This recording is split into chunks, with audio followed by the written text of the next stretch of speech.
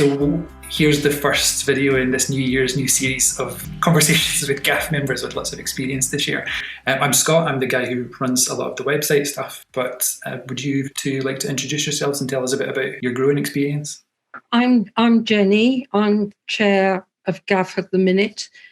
My growing experience goes back a hell of a long way. I think one of my earliest memories is watching beetroot seeds uncurl and come out from the seed capsules. And I've been fascinated with seeds and plants ever since. I've been gardening in Glasgow now on our allotment site at Springburn now for about 12 years. It's taken me a bit of time to get used to the Glasgow weather and the Glasgow adaptations. No, we're doing well now, so I'm delighted to be here to answer your questions. And Jan? I'm Jan MacDonald. I've got an allotment at Mansford. Well, I had my own allotment at Mansford. I now garden only on the community allotment at Mansford, where I help other people in the community to learn how to grow. And we specifically take primary school children from Tinto Primary to encourage them to grow and to learn about gardening and allotments and wildlife. And just to fill in the trio, I have had my allotment for 5 years, but I have not done very much that I would say that I'm hugely proud of with it. So I'm here asking questions on behalf of the people on GAF who've put questions into the Facebook group, but really I'm here just to steal the answers for myself as well, as much as to get them for them. It's the start of the year, it's middle of January right now, and a lot of people are starting to post photos of seedlings that they've started to get sprouting in the windowsill at home. So from our experts here in GAF, what are your thoughts on what people could or should not be doing at this time of the year? Well, I spent yesterday disinfecting the greenhouse. I think you take the same principle at this year, which is get out all your pots and various things, seed trays, etc., and get them disinfected and cleaned up, ready for the new season and for planting your seeds. I begin in February with leeks and broad beans. Onions, you can start early as well if you're sowing onion seed, but not that many things, even in February. I start most of the stuff where I am in the flat. I've got a very small sort of plastic greenhouse outside. I start most things and try to grow the young plants on before I put them out. So there's not a lot of seeding you can do, I don't think, yet. One of the things you've got to do with seeds is make sure all the time that they're clean and free from various diseases.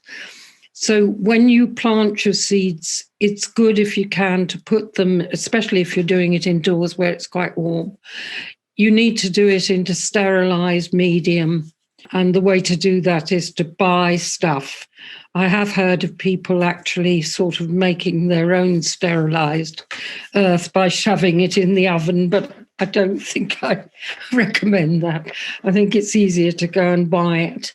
But you need everything to be clean so that the seedlings don't damp off, which is when they come up and then they get attacked by some sort of mould or something and keel over on you. What do you disinfect with? I use Jay's fluid, a little bit of Jay's fluid. That's just for washing down the pots and everything else. Okay. Jan, what are your tips for this time in the year? Well, can't agree with Jenny more about preparation. Now is the time to be going through your seeds, catalogues, making a note of things you haven't got, getting things in order so that you know what month you're going to be sowing them in.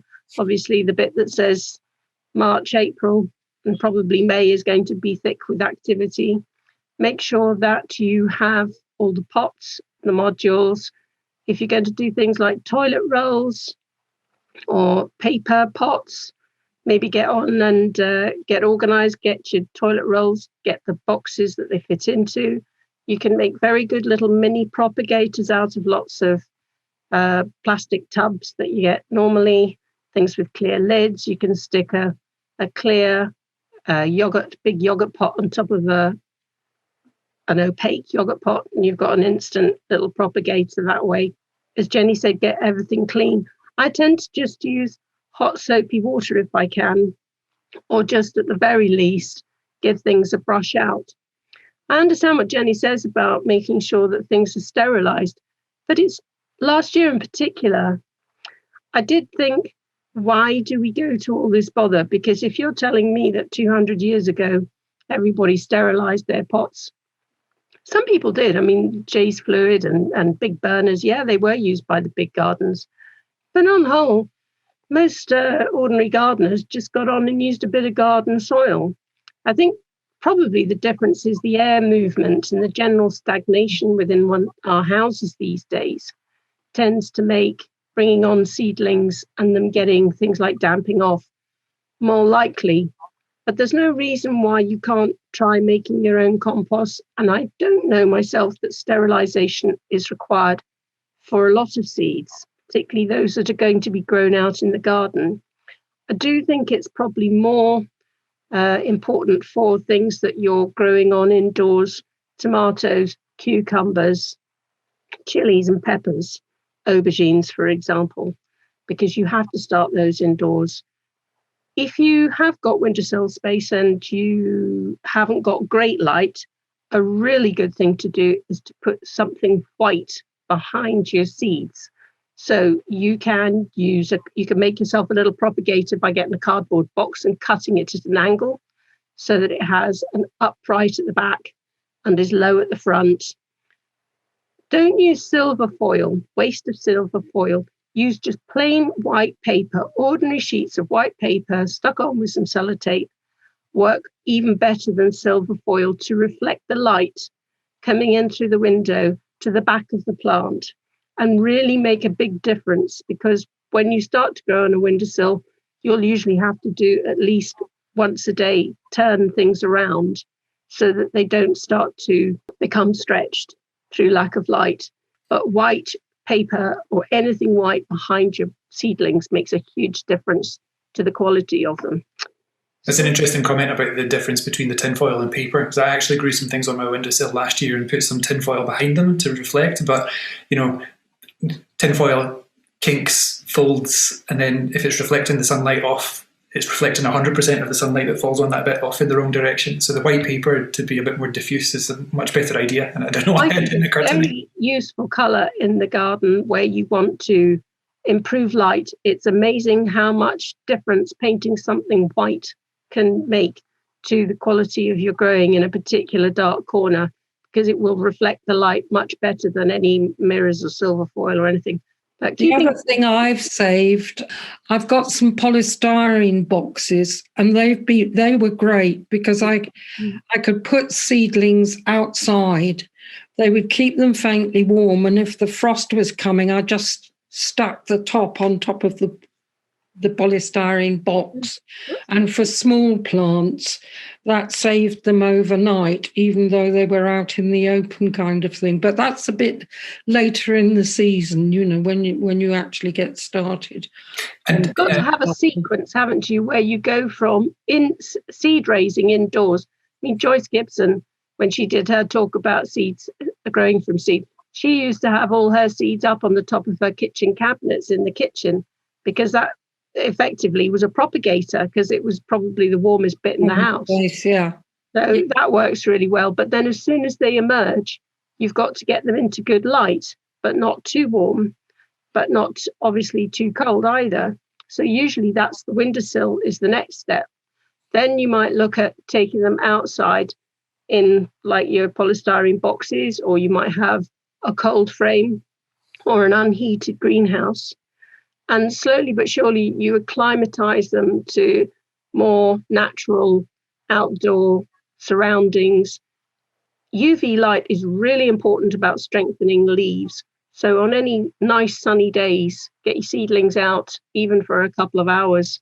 And with tomatoes in particular, grown indoors, if you run your hand over them or a piece of paper over them a couple of times a day, talk to them, breathe on them, it wiggles them about and helps to strengthen the stem. That UV light is an interesting one. So, side note: my background is as a geneticist who worked on plants, and there was a research group next door to me, a couple of benches down, who were working on the effects of UV light on plants. So this is all bringing back a lot of science memories.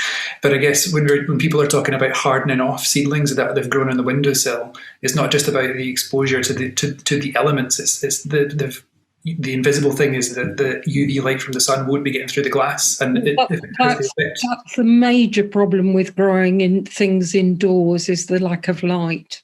To get a good stout plant. One of the things I think I've learned also is not to put too many seeds in at once. A seed tray, for instance, with small seeds, you can get up to 4 different kinds going in one tray. And that's going to give you, particularly if you're looking at succession, enough plants to keep rolling. So it's things like that. You will learn with experience, but not growing too much of something and then just throwing it away or trying to rear them all, and really you can't deal with it. Yeah. That's very important. I would second that wholeheartedly. It's very easy to grow far too many seedlings, and then you've got to spend the time pricking them out, potting them on, which is time consuming in itself. I mean, I tend to plan something like saying, I'll have 15, I need 15 of these plants, so I'll put in about 30 seeds, because the other temptation is I've reared all these, so I'm going to leave them in. And you get lots of stringy, strawny things that don't do anything much. Whereas you could use a few of your seedlings, if you do have too many, as microgreens. Microgreens is fine. You can certainly do that, but it's easier to actually handle the young plants if you've got a bit of space between them. Very often it saves you time in some ways. So think about it. Just thinking about seeds that I might put in. As I said to you earlier, Scott, that with the children, we tend to use mid-February onwards until mid-March, very often for what I call seed sowing practice. So that the children get the opportunity to grow seeds and handle seeds. And we're not too fussed if they come up or not, but very often they do, and we still keep them going. And the ones that we found that are the easiest are onions, leeks, summer cabbages, and broad beans.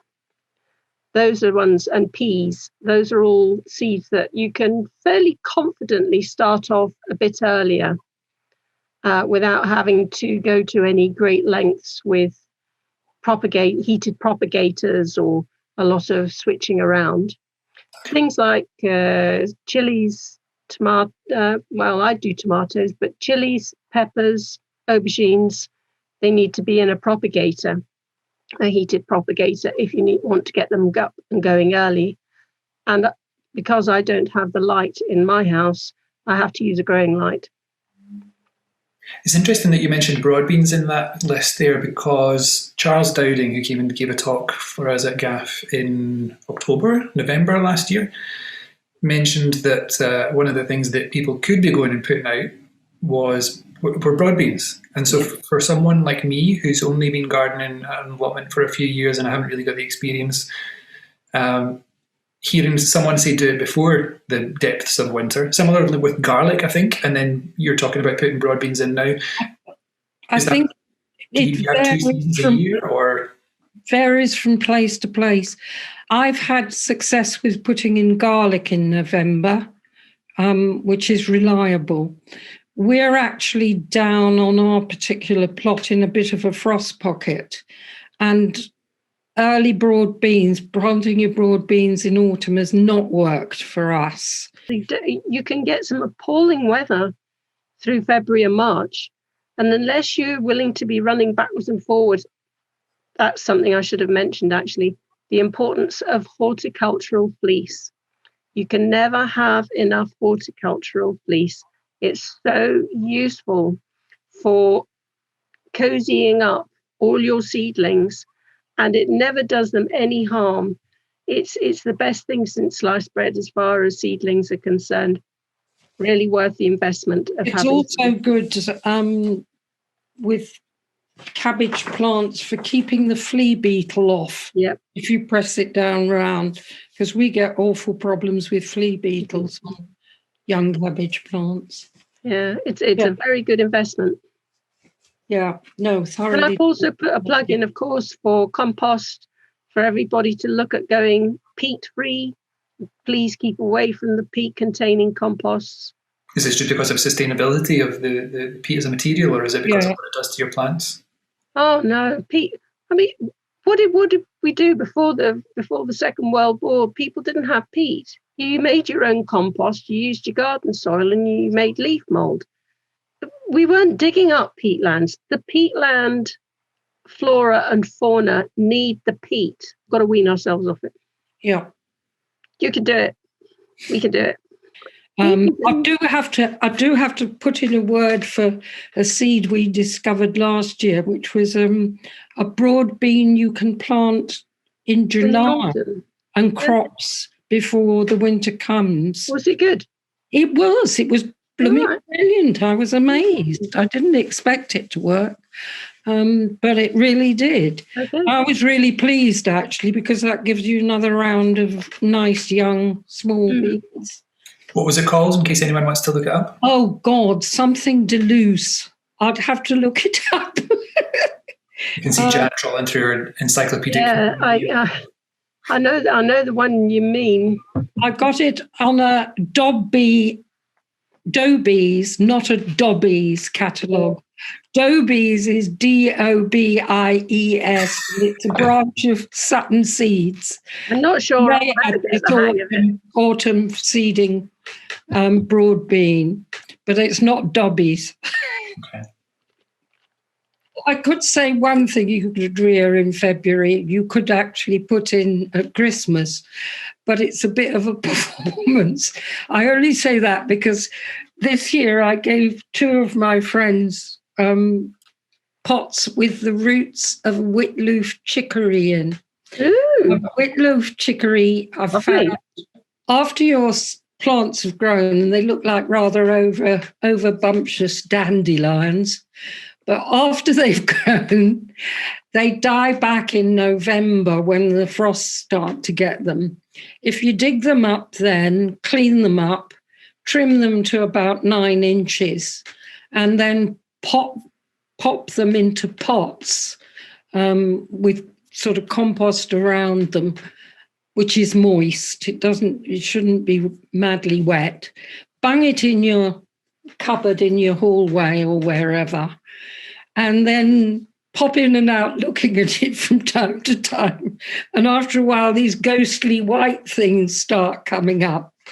And it gives me salad leaves virtually all the way through the winter, because what I've discovered is you get the first chickon that comes up, you cut that off, and the darn thing goes on growing again and again.